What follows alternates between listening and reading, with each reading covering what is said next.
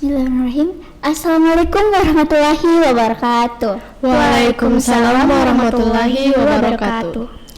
Baik, hello, welcome to Quipod, Quintenses Podcast. Nah, pada kesempatan kali ini, Quipod kedatangan tamu yang spesial nih, yakni Una dan Nova, yang tentunya sebagai narasumber, serta saya Lutfi Nurcihani sebagai host pada topik pembahasan kali ini. Pada topik pembahasan kali ini membahas yakni peran Gen Z sebagai generasi penerus bangsa dalam dunia pendidikan.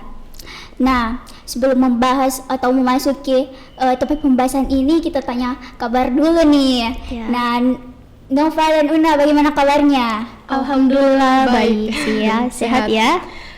Lutfia sendiri? Alhamdulillah sehat. Alhamdulillah. Nah, setelah mendengar kabar dari kalian, kita langsung saja masuk topik pembahasannya. Nah, sebelum membahas lebih lanjut, mungkin kalian bisa menjelaskan apa sih itu Gen Z? Ya baik, dari penelitian Sansa 2020 ya menyatakan bahwa sebagian besar penduduk Indonesia ini berasal dari generasi Z atau Gen Z ya, sekitar 27,94%. Nah, Gen Z ini lahir dari tahun 1997 sampai tahun 2012 gitu. Oke, jadi kita ini termasuk Gen Z ya? Iya, benar banget. Oke, untuk karakteristiknya nih, Gen Z ini memiliki karakteristik seperti apa? Wah, karakteristiknya ini terdapat pada artikel Bruce Togan dan juga Rainmaker Thinking nih teman-teman. Nah, artikelnya tuh berjudul The Second Generation Within the Giant Millennial Cohort. Nah, dalam artikel tersebut menjelaskan bahwa Gen Z ini memiliki 5 karakteristik yang berbeda dari generasi sebelumnya. Wah, menarik sekali kan? Oke. Nah, kita langsung saja masuk ke karakteristik yang pertama, yaitu Gen Z ini memiliki media sosial sebagai gambaran masa depan mereka. Nah, dan juga Gen Z ini tidak kenal dengan kata terasing dari orang lain. Nah, ini ada hubungannya dengan media sosial nih. Karena media sosial ini menjadi salah satu jembatan agar orang-orang tetap bisa berkomunikasi dan saling terhubung satu sama lain dimanapun dan kapanpun. Jejaring sosial ya? Iya, bener banget, jejaring sosial. Nah, ada juga nih karakteristik kedua. Ini berkaitan dengan karakteristik yang pertama ya, yaitu keterhubungan adalah salah satu hal yang terpenting dalam Gen Z ini, karena seperti saya bilang tadi, walaupun kita dimanapun dan kapanpun, beda waktu, beda tempat, tapi kita masih bisa saling terhubung dan berinteraksi gitu. Oke. Ya. Jadi kita dapat memanfaatkan teknologi ini ya, Iya, benar untuk banget. sharing-sharing, untuk berkomunikasi. Iya, benar banget. Jadi tidak mengenal kata asing karena ya dia memanfaatkan teknologi tersebut untuk berkomunikasi. Ya, Oke. benar banget. Nah, lanjut ke karakter selanjutnya nih. Nah, ini ada karakteristik ketiga nih, yaitu karakteristik kesenjangan dalam keterampilan dari generasi yang dulu dari generasi yang sekarang. Nah, seperti komunikasi antar interpersonal dan juga budaya kerja ya, dan juga ada cara berpikir. Oke, untuk Gen Z ini cara berpikirnya seperti apa? Gen Z ini berpikirnya itu bisa dibilang dia berpikir secara global, jadi dikatain global mindset ya teman-teman, maaf. Seperti itu sih, karena mereka berpikir secara keseluruhan atau secara global ya. Oke, Una nih, pendapatnya bagaimana? Dari karakteristik yang udah disebut Nova nih, ternyata pola pikir Gen Z ini dapat berubah-ubah.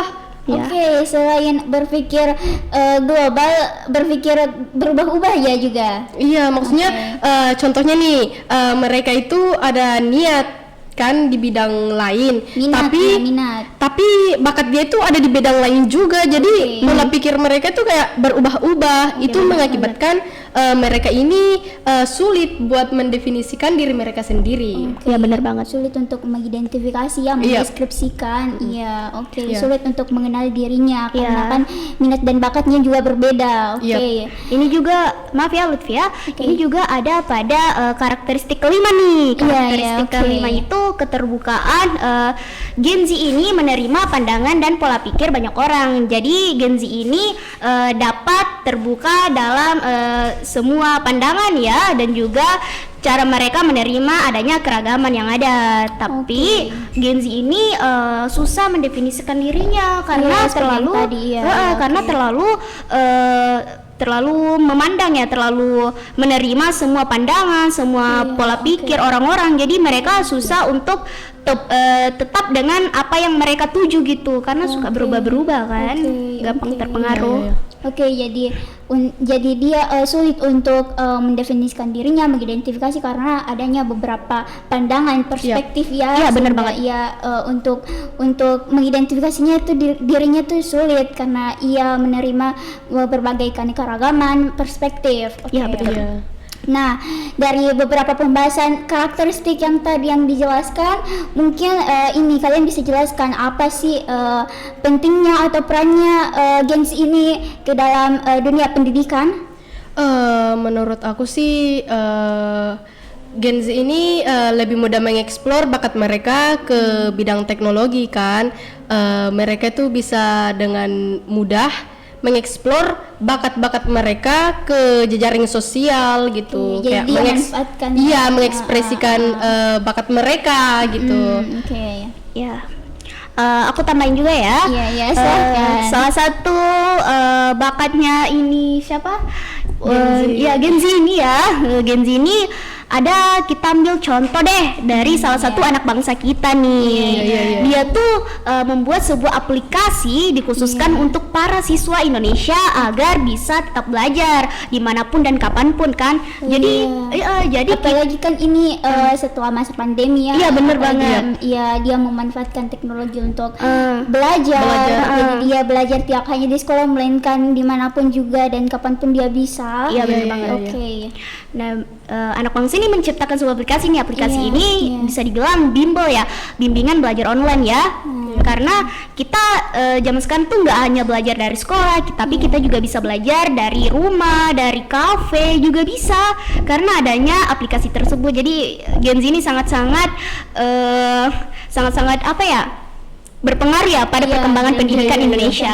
Jadi dia memanfaatkan teknologi yang sudah ada, ya kembangkan untuk dunia pendidikan ini supaya pendidikan di Indonesia lebih maju ya. Iya benar banget. Iya benar banget. Nah, jadi setelah beberapa pembahasan itu mungkin bisa dilanjutkan bedanya Gen Z ini dengan generasi lain.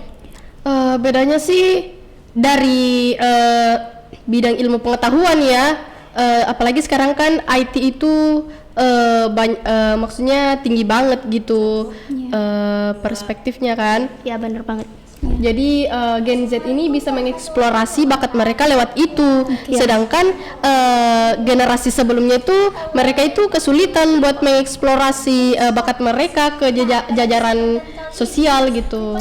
Nah dari setelah pembahasan yang udah dibahas ini, mungkin kalian ada saran untuk Gen Z ini ke depannya seperti apa, bagusnya untuk pendidikan ini seperti apa ke depannya? Saran aku sih Gen Z ini harus tetap mengembangkan ilmu teknologi ya, walaupun ilmu teknologi sekarang itu sudah sangat berkembang pesat, tapi harus tetap dikembangkan karena kan kita menuju generasi selanjutnya kan. Jadi teknologi itu sangat berperan dalam kehidupan sehari-hari kita. Nah jadi beberapa pembahasan yang sudah dibahas serta saran yang sudah diberikan, mungkin kalian bisa menjadikan inspirasi atau mempelajarinya. Untuk ini untuk dari Quipod mungkin podcastnya kita akhiri. Nah, dengan ucapan wabillahi taufiq wal hidayah. Assalamualaikum warahmatullahi wabarakatuh.